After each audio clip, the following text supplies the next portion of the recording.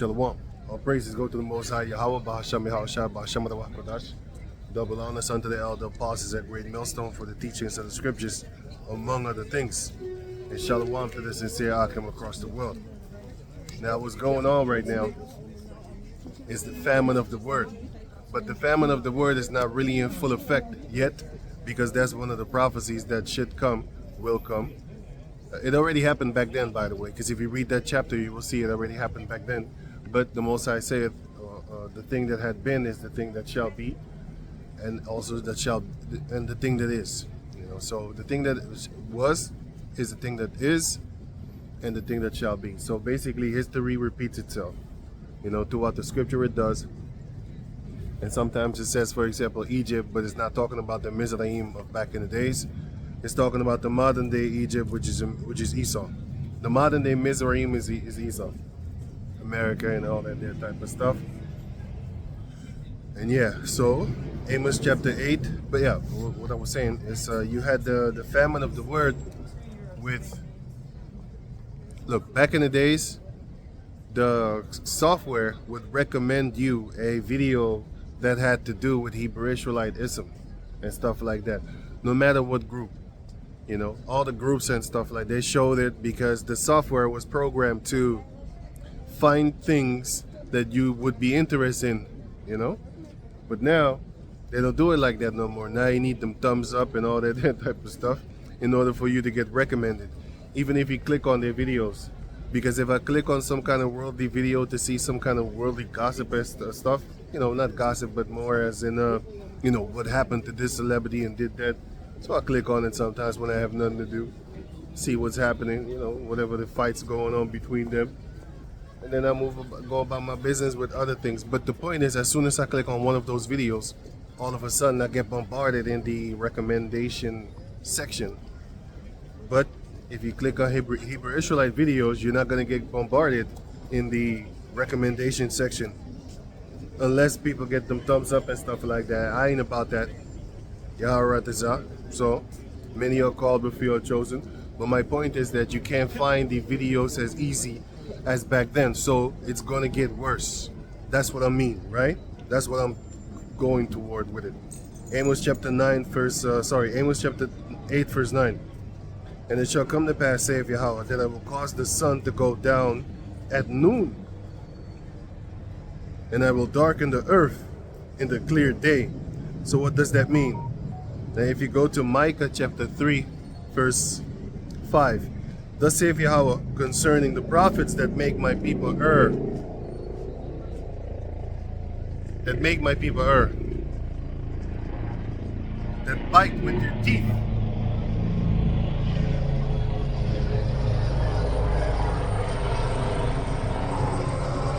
That bite with their teeth, and that put it. What's that? And he, what's that, sir? And cry peace, and he that put it not into their mouths. They even prepare war against them. So if you ain't down with them, if you ain't feeding them, if you ain't listening to them, they want to beat you up and stuff like that. You know, they want to do you stuff. Well, like that guy, for example. Many guys, not just one. You had many so-called Jacob descendant pastors, so-called black pastors. And what were they doing? They was closing up the churches that they was in order for them to cough up the money, cough it up, you know, and then they're gonna let them out. That's a form of aggression. The only reason why he didn't beat them is because he knew they would sue him and win. You know, if this was back in the days, he would slap them around, man. And everybody in the congregation, you know, that is a part of that so-called church, they would hold them, they would beat them. You know, they would hold them against their will until they start coughing up the dough, because that's what they're about.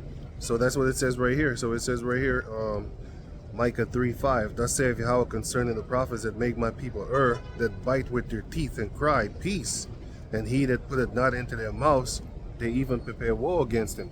So like I said, if you don't do what they want, then they prepare war against you. Like I said, it is a form of war. It is a form of aggression, with closing the doors, like nobody is leaving here until, you know, that money is gathered together. So like I said, but if this was back in the days, they would beat them. And everybody in that congregation that didn't stop that so-called pastor, would be in cahoots with it and would fight against the congregation.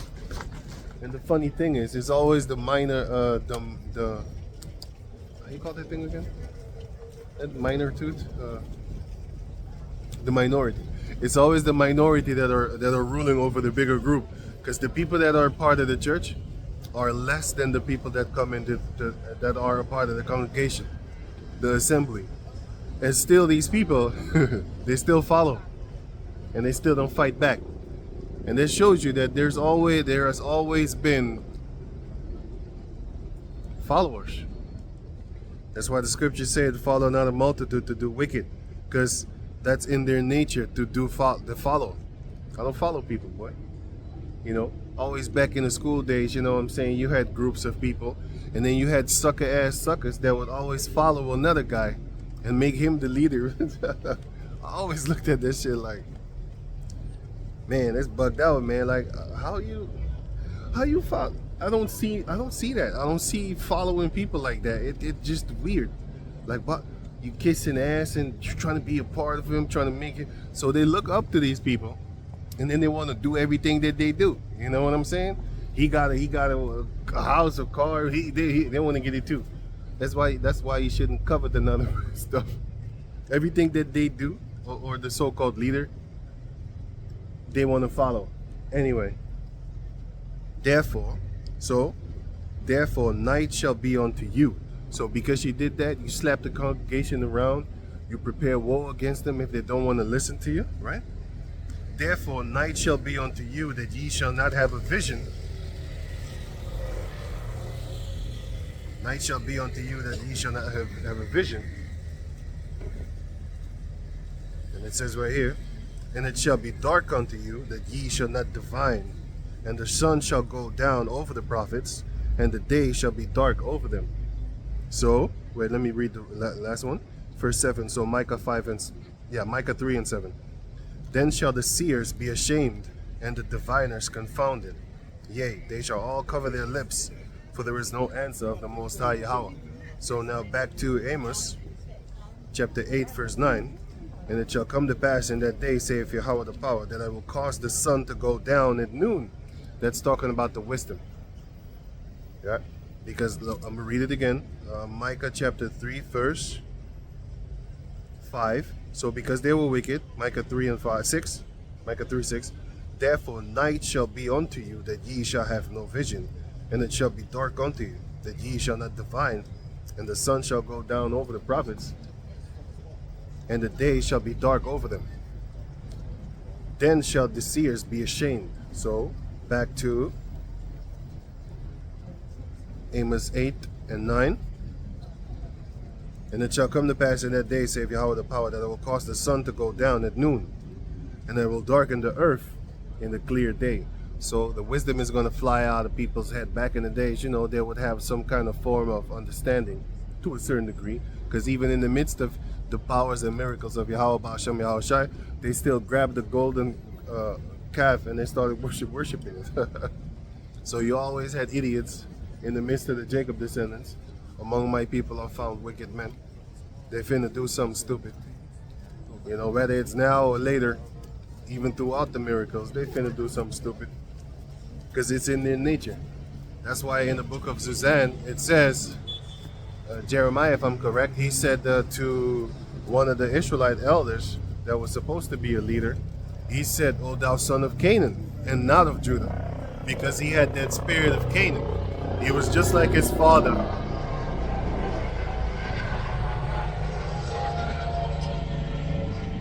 He was just like his father, a Hittite or an Amorite, and his mother a Hittite. Basically a Canaanite, you know. Okay. But yeah, you had sons of Belial, which are Jacob descendants that really, they're about Satan, man. They're about that mentality over there. You know, they're not about Yahweh Ba'ashem Yahweh Shai. They're the type of dudes that, you know, eat pussy. Sorry. To sleep with women on their period and stuff like that. Eat pussy on their period too. I know a guy actually, but he's not a Jacob descendant. But yeah, he fucking paranoid shit. He used to put a plastic, you know, where you put your sandwiches in and when you go to school. Yeah, he used to put that on the puss, and then he started licking.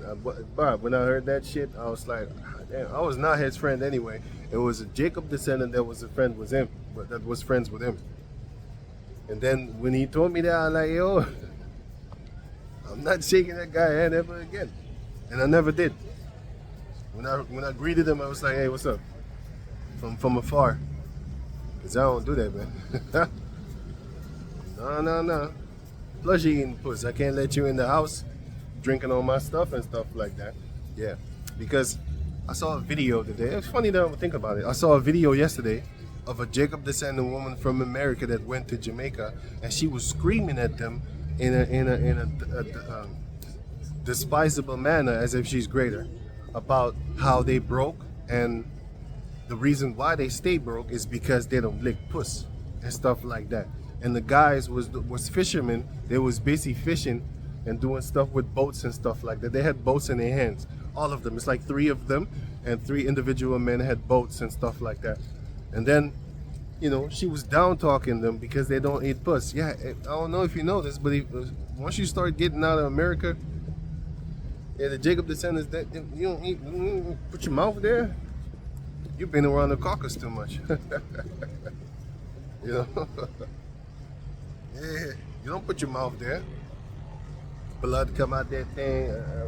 Nah, man. Hey, yo. You know, even Jacob descendant women didn't eat puss, especially not around where I'm from, and even here in Europe, in Netherlands, they didn't do the sucky thing. They used to tell you, like, go find a Edomite female to go do that with you, man. But as the new generation kicked in, all those morals and basically, you know, spirit, it flew out the door, man. They started to get familiarized. With listen, when you have a television in your house, you have an Edomite in your house 24/7. You see their customs, you see their so-called culture, whatever the fuck you want to call it. You see their so-called culture and stuff like that. You see the things that they do. So now, naturally, it's going to be normalized, you know? And that's what they've been doing. That's why in the beginning, they had men in women dresses, that it was a comedy thing, so that it's normalized now, you know? Because comedians, they're fucking geniuses. A lot of them are. Because they can make a serious story, and then they can make a story, but they can make a joke about it, but then it gets you thinking like, hey, damn, this guy's right. But he told it in a funny story. Because if he was serious, people might, you know, hey, disagree or whatever. Even in a funny, they still disagree. But in a funny, they actually laugh, and then they share the story and stuff like that because it's amusing. And that's what Esau said that he would do. He would actually bring destruction onto the people with song and dances and stuff like that.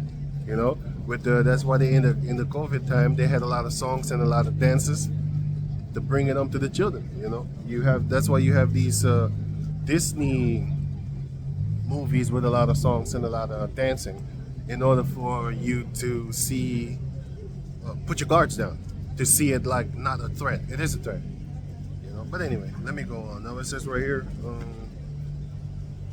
So it says, Amos chapter 8 verse 10, and I will turn your feasts into mourning, and all your songs into lamentations, and I will bring sackcloth upon all loins, and baldness upon every head, which is a sign of mourning. If you read the book of Ezra chapter 9, Ezra started to rip his beard out of his face and his hair. He was trying to make himself bald, basically, you know, through pain. So this represents pain. Let me read it again. Amos 8 and 10. And this is the time that's coming. You're going to have, let me go back again. In Amos chapter 8 verse 11, I'm not there yet, but it says that the famine shall come, right? And also the place shall be darkened, to where people won't know what the hell is going on and stuff like that. But anyway, oh yeah, that's how it's the Esau thing. Yeah, you have an Edomite in your house every day, teaching you his things and stuff like that. But I think I'm done with that. You got the caucus in your house every day, so you get used to their bullshit and think it is normal. because you've been around them too much. You don't even have to be around them. Like you have Edomite friends. I never had that shit. But you have, even if you don't have Edomite friends, you have Edomite customs in your house, so you know how they do. They got fart jokes, they got the burp jokes, they got the throw up jokes. Like they love seeing other people throw up. Meanwhile, a Jacob descendant, the first thing that you do is, ugh, you know. But you know, when you see two females kissing or two men, you be like, oh, the fuck, you know. But they normalize that thing, you know, to where even Jacob descendants, only if he has Edomite friends, that I know of. When you see two girls, then they start screaming and yeah, go, cheering them on and all that type of stuff. You might see a Jacob in the midst. That might be a Terry baby, or he's just one of them Judges chapter 3 type of Jacob descendants, meaning he loves his enemies. He really loves them. And also Isaiah chapter 2, where it says they love the sons of strangers, because that's exactly what they do. More than they own. Anyway, verse 10. And I will turn your feasts into mourning and all your songs into lamentation. And I will bring up sackcloth upon all loins, and make baldness upon every head. And I will make it as the mourning of an only son. Because if you only have one son, it's going to be even worse than when you had two sons. Look, it's all bad losing a son and stuff like that. But if you have only one son, that's even worse. Because now you have because back in the days, you know, we really believed in not just believe, it's on the word. We really understood the impact of not having a son. You know? Not having a son to carry forth your individual bloodline as your father and the house of your father and stuff. Well, not the house of your father, the house of you. Because the house of your father is not you. Eliab, which is King David's King David's brother, he had his own house. The bloodline didn't go through that. The bloodline went through the chosen one of Yahushua. It went through Jesse and then King David. It didn't go from Jesse to Eliab. There was one time where King David cursed the entire house of Joab, and he cursed Joab's father's house too. That shows you that, you know, it was an individual thing. But yeah, I can get there for you. Let me see.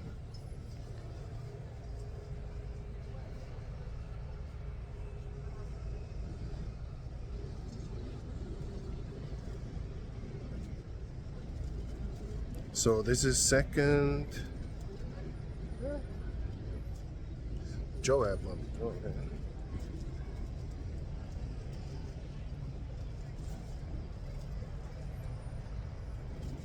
Second Samuel 3 and 28. And afterward David heard it. And after when David heard it, he said, I and my kingdom are guiltless before Yahweh forever from the blood of Abner, the son of Ner. Right? Let it rest upon the head of Joab and on all his father's house. And let there not fail from the house of Joab one that had an issue, meaning you're gonna have dick problems. Or that is a leper. You're gonna turn into a leper, man. You're gonna turn into an Edomite. Well, not an Edomite as bloodline, but you're gonna look like him. Or that leaned on the staff. You're always gonna have people in your family of Joab, I should say, actually in this case, that they will lean on the staff because they're gonna be weak. Something's gonna be wrong with their legs. Or that falleth on the sword. Either it be an accident or actually war, because that's what it's talking about. What's up, man? Yeah, man. Yeah, man. Yes. Right. So it says, yeah. Let's go, man. Yeah, man. Right. Yes, man. And or that leaned on the staff, or that followed on the sword, or that lacketh bread. There shall not fail there shall not fail at least, you know, people in your house that shall lack bread. Meaning, it's always going to be that somebody in your house is going to lack bread, meaning they're always going to be someone in your family that's starving to death, begging. That was the curse that Malak the what, King David put upon the house of Joab, and his father's house was cursed too. Okay, enough of that. Let me go back to where I was. Now it says right here, Amos chapter 8 verse 10. And I will turn your feasts into mourning and all your songs into lamentations. And I will bring up sackcloth upon your loins and baldness upon every head. And I will make it as the mourning of an only son, and the end thereof as a bitter day. You're not gonna like that, basically, you know. Sorry, let me drink a little bit. Mouth is already getting dry.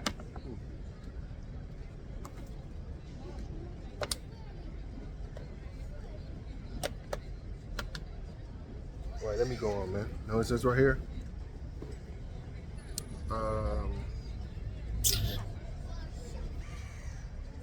Verse 11. So Amos 8:11. So it says, behold, the days come, saith Yahweh the power, that I will send a famine in the land, not a famine of bread, nor of water, nor a thirst of water, but hearing the words of Yahweh Bashem Yahushai. Now that's why the Lord Yahushai brought that water of the Most High Yahweh that was given in the book of, well, not given there, but I mean that was mentioned in the book of Jeremiah chapter 2, where it says, the Israelites have forsaken me, the fountain of living waters, the Most High Yahweh, and have digged them out cisterns and started to drink the waters of Sihor, which is Mizraim, and started to drink the water of Ashur, which is Assyria, which is the waters of the Euphrates River. But they started to follow their philosophies. That's the point. So, yeah. So, let me read it again. Behold, saith Yahweh, the days come, saith Yahweh, that I will send a famine in the land, not a famine of bread, nor a thirst for water, but of hearing the words of Yahweh. So, that famine that will come is going to be the famine of truth, which is that water that the man, I'm distracted by all these fucking people. which is that water that Yahushua said, when you drink of this water, you shall never thirst.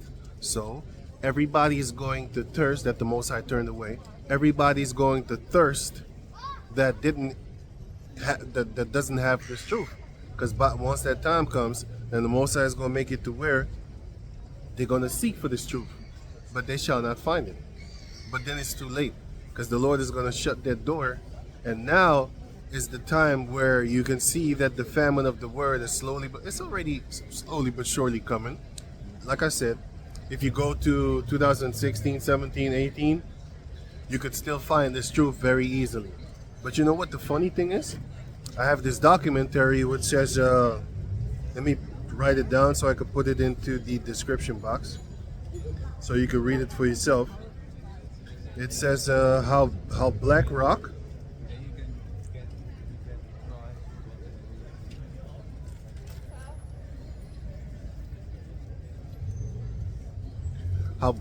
conquered the world. Now, since 2019 was the first time documented in the history of history itself that these elite Edomites, they had power over the entire media.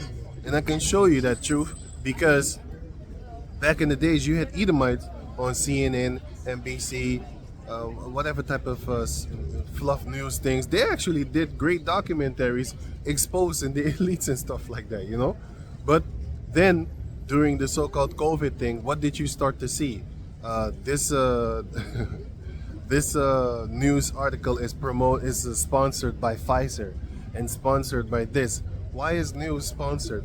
You already know the question, the answer, but still I'm gonna ask it. You should already know. Why is news sponsored by an individual company? Shouldn't news be individual off of itself? You shouldn't be needing no sponsors, because sponsors can influence you, right? If I own a building and I let you in it and stuff like that, and I let you in it, you better not talk nothing about that building, or as your ass is out. Yeah, see? I already have a power of influence So now you're gonna talk good about the building if you want to keep. If you want to keep the building, if you want to keep the place, then you're gonna talk good about the building. Or maybe you defy me, you're bold, and then I'll show you what's really going down. I'll take away your comfortness, meaning your house. And that's what they're doing with their money. They got the money system, and therefore they make you poor.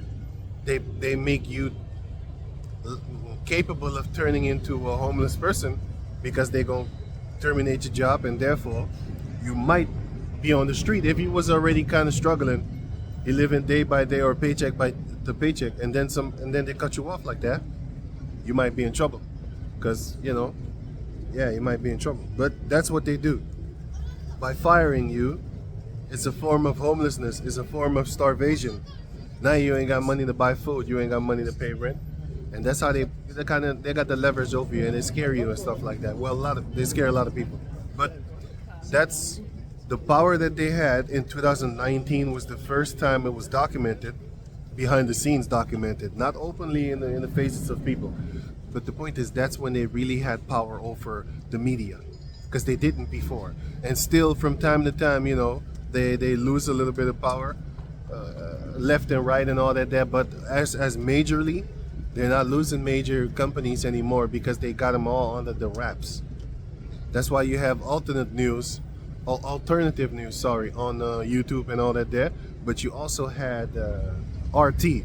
RT News used to be one of the packages that I would get on the television stuff. When you buy it's not cable, it's something like that. Something like that. They don't have that cable thing as an. But the point is, you buy different channels, and one of those channels was because you get a whole package of news channels and stuff like that. Europe, even Russia Today, RT. You have news from Europe. Oh yeah, Al Jazeera, which is from the Middle East. So you got news channels from Europe. You got news channels from North America. I think South America too, but I'm not sure. And then you have news channels from the East, right? And Russia. And you know what they did? They took Russia out a couple of years ago already. They took it out.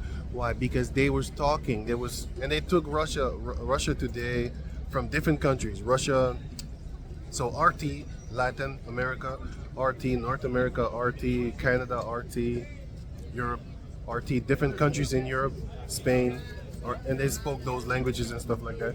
RT, France. So they had those places and stuff, but they took them all off. They took them all off of out of the package, and you had nothing to say. And also on top of that, you know what they do? If you are a part of your internet service provider, I think it's ISP, they will block different news outlets so that even if you have internet, you can't go up on their sites. It's crazy shit. So they're blocking each other with that news coming out. And they'll only give you that fluff news now because the point is they got everything under control. And if you watch the documentary that I'm gonna put in the description box, you will see oh no, really, they actually he really shows you that damn, they actually do have it. They didn't have it back then, they have it now. Okay, now since that time, that's when the YouTube started to actually change the algorithm to where you can't just put stuff on YouTube no more. If you say something about the 19 thing, the Windows 19, if you say something about anything that they don't like, they're gonna take stuff away from you. And now they're giving people sponsorships, and you know what that means? That means that they have a leverage now, they have a power now, because if you have sponsors, that means you're gonna get some money. So if you say something stupid, they're gonna take away your sponsorship. That's why how I read this out, don't be taking no money. Look, I don't want your money. I'd rather do this by myself, and I don't need all these sponsors and promoters and stuff like that, because once you're in that thing, then they could smoke you, because you made a covenant with death. Then they could smoke you oh, so we've been paying you for all these years, and now you decided to report on this. Like that girl that reported on that's another one. That's another example. There was I made a video about that. There was a famous girl, famous in the news world. She was working for the White House and all that type of stuff. And she was invited there in the beginning. They liked to work so good that they started to hire her there to work there. And then she was there amongst them for a year or two, maybe 3, maybe even, no, it's actually longer, 8-7 years or something like that, she said. Anyway, yeah, something like that. And then at the end, she actually saw this Pizzagate story, and she had massive influence, so she had a big reach, big audience. So she reported on it. She was not the one that bring it out, or break it down or something like that. But she was the one that had massive reach, and she reported on it. Wow. Well, she got buried. She's lucky she didn't put her to death. I don't know why. But anyway, she got lucky. But there's others that they did smoke. They smoked them and called it the suicide. Yep. But if you look on the videos, the comment sections, you will see they say Jewicide. Anyway, let me go on, man. Talk too long. Amos chapter 8, verse 12. And they shall wander from sea to sea, and from the north even unto the east, even to the east. They shall run to and fro to seek the word of Yahweh, and shall not find it. So let me read it again. Amos chapter 8, verse 12. Sorry. And they shall wander from sea to sea, and from north even to the east. Yeah, they shall run to and fro and seek the word of the Most High, and shall not find it. And that's the time that we're coming toward. Because now, you don't really see them seeking the word. That famine is not, they don't even realize what's going on, man. They don't even realize what's going on, man. You have a few people that see me, they be like, hey, what you talking about? Because, you know, they're interested to be like, what are you doing, man? They have no idea what you're doing. And just like me back in the days, I got told a long time ago about the Hebrew Israelites being us, dark-skinned people and stuff like that, with their hair and the woolly beard and stuff like that in the hair. And I didn't really understand what he was saying, because I thought to myself, so what does that matter? Like, because I had no idea what of their whole world. But one thing that did stick into my head is the same guy, the same brother that told me. He said Yahweh Shai. Well, he didn't say Yahweh Shai, but he said Black Jesus something. But he said the Lord is a dark-skinned man with woolly hair, afro. Since that day, I was like, yeah. And from then on, years after that, then I started to find out about Yahweh Bashem Al-Shad. But still, he already planted that seed in my head way in like 2000 or something like that, you know? 2000, maybe 1999, something like that. And then only in 2007, that's when I really was like, this is what he was showing. I had no idea. And by the looks of it, well, by the actions of it, he knew, but he didn't know. I'm telling you, man, it's kind of crazy. He knew, but he didn't know. Because, you know, it was still on that Hamite type of mentality or something. Hamite type of mentality or something like that. Like we're Hamites. But it's just crazy, man, you know. It's just crazy. No, what the hell is this? I think it's the oil melting in my face again, in my eyes. Damn it. Anyway. Right, so let me go on. No, it says right here.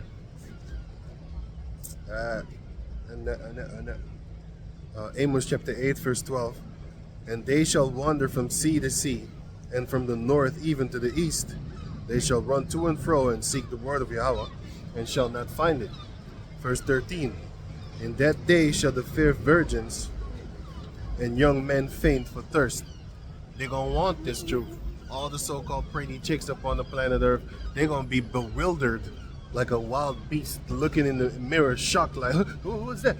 That's how they're going to be shocked at the fact that, well, they're going to find out at the fact that just because you're pretty doesn't mean you're anything. That doesn't mean anything, especially in this day and age. That's why they're going to, 7 women shall take hold of one man, and they shall make their own apparel, meaning they're going to make their own clothing. Because nowadays, if you go to the store, because it's about to get summery, I should say, it's about to get warm. So what are you going to see in the store? The winter selection is out, and then they're going to start introducing summer selection, which is going to be a bunch of underwear, lingerie and stuff like that. Just crazy stuff. Clothing that you'd be looking at it like, damn. In the 90s, those were prostitute clothing, but nowadays it's just young girls, 16, and who's buying it for them? Their mothers, because their mothers is kind of undercover whores at the same time. Because why would you buy that for your daughter? It makes no sense. And then again, they're stupid too, because they don't think they never will be able to be, unless the father taught her, unless she is taught by somebody else, they're not gonna see it. But the man is gonna see it. He'd be like, hey, that child shouldn't be dressed like that. Then they want to tell you like, well, you should control yourself. You're a dumb fuck. I'm not doing it for me. There's other men that I know. Listen. If when you're young, right, in your 20s and stuff like that, ain't you around knuckleheads, man? Knucklehead guys that are a different type of breed among women. You know? As soon as some chick pop up, something happens to them, right? Those type of guys. You know?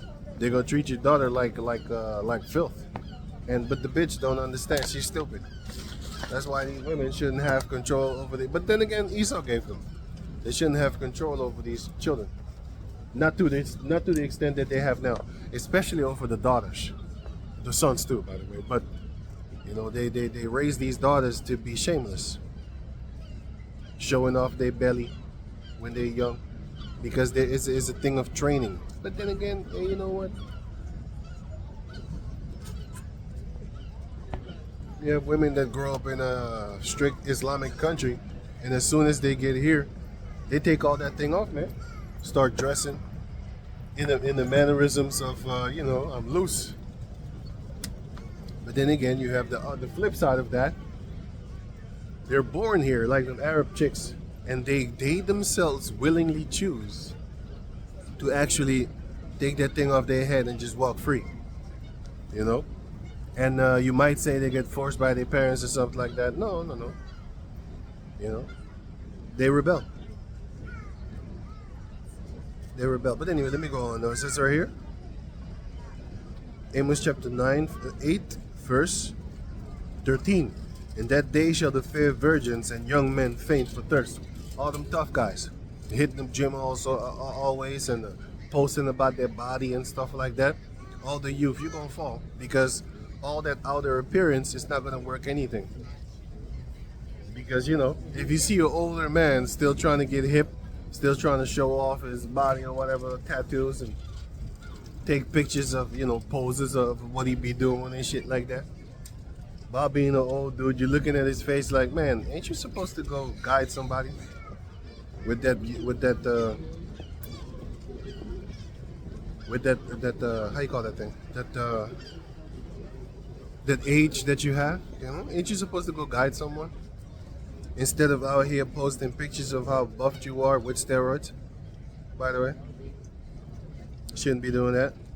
You should already know like that. That's like a woman that's trying to put silicone tits. You ain't real. So don't be shooting no damn steroids. You know? You might as well start putting silicone tits in your butt.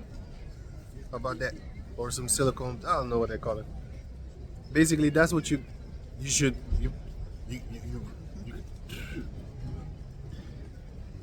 you might as well do that. I was looking for that word. You might as well do that then. I mean, shooting up. You see? But anyway, verse 14. Amos chapter 8, verse 14. They that swear by the sin of Samaria, and say, thy power, O Dan, liveth, and the manner of Beersheba liveth, even they shall fall, and never rise up again. So, if you read the chapter as how it is written, it's talking about, well, let me show you some. It's talking about this. You had 1 Kings chapter 12, verse 28.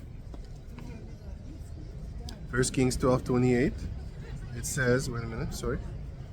It says, damn it.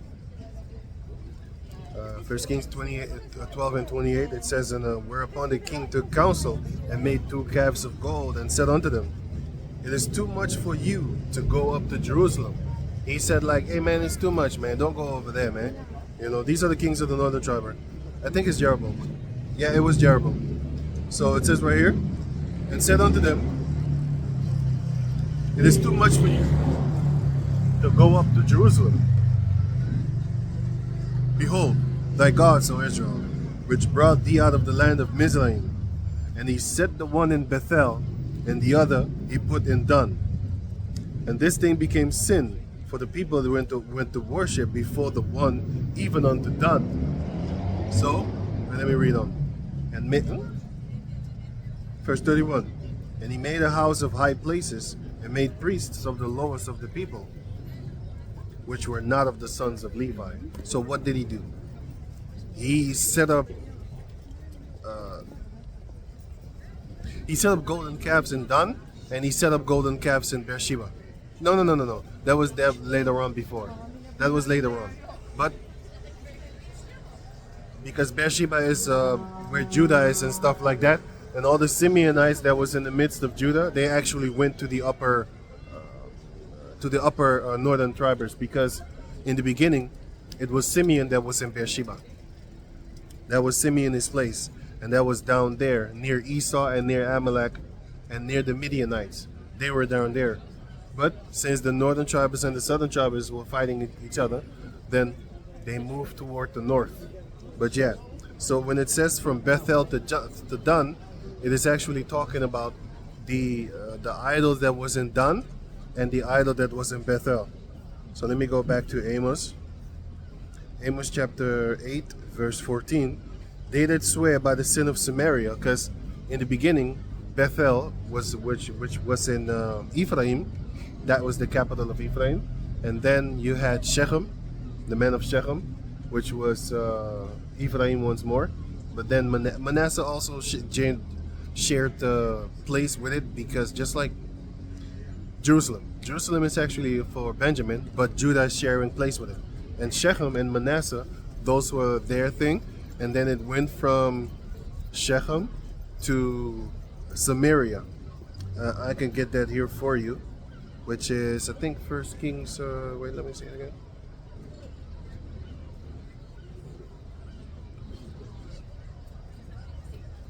First Kings 13. No. 1 Kings 16. So it says right here, 1 Kings 16:24, right? And he, I forgot who it was. If you read the chapter, you will see. And he bought the hill Samaria from Shemer for 2 talents of silver.